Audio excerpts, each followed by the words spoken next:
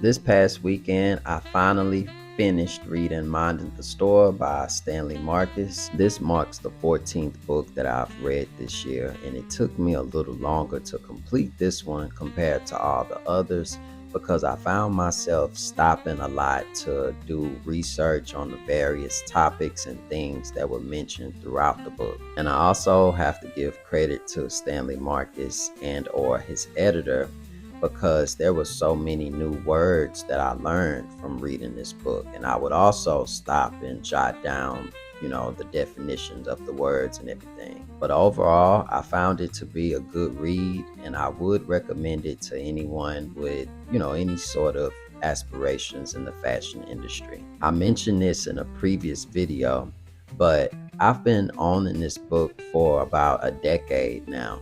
This book was gifted to me when I joined the executive development program with Neiman Marcus. It was given to, all of us new hires by a former president of the company.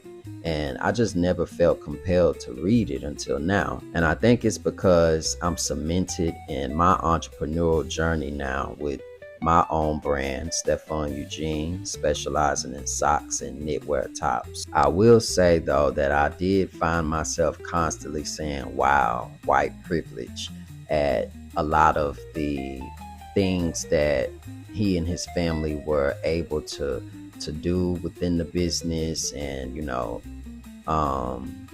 access to capital to help them build out the business.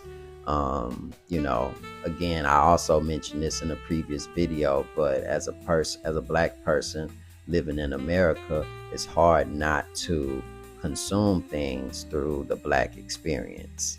But again, this was a great read overall. Stay tuned for future videos where I drop, the random fun facts that I found throughout this book and things that I just found interesting.